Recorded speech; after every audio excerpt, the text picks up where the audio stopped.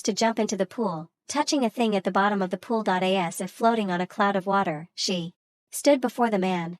Fadishes, who was breathless, stared at her.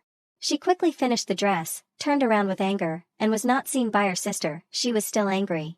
River taught his new skill.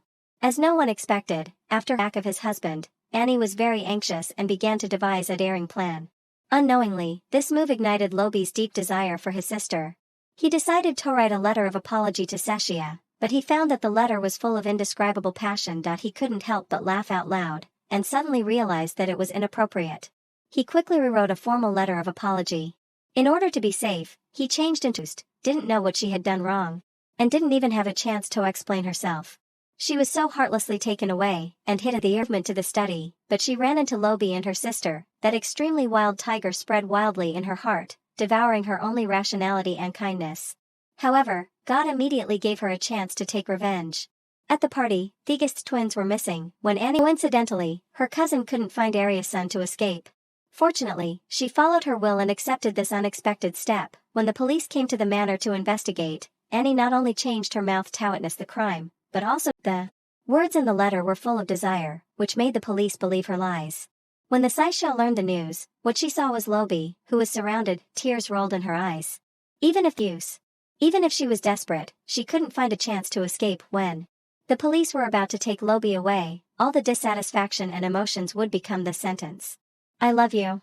Come back." It was a vow, and it was also an endless wait. For years later, Lobi returned to the battlefield from the iron window.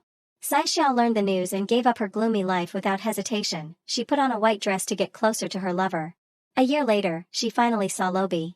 Two hearts full of longing were worn out by time. Seshia took the initiative to reconnect this relationship, but Lobi chose to escape.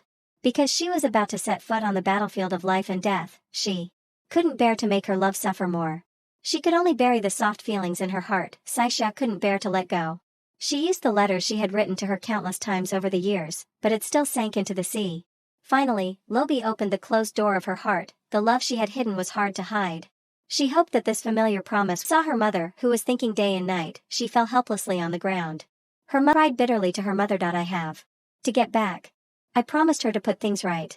And she loves me. She's waiting for me."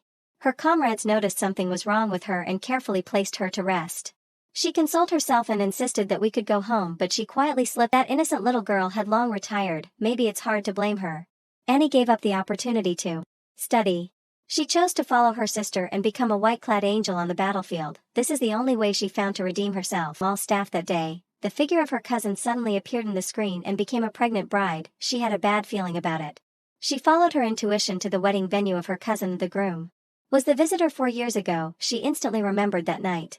Robbie out of jealousy. When she saw her cousin walking by in a hurry, there was a more harmful truth. The wedding venue that night was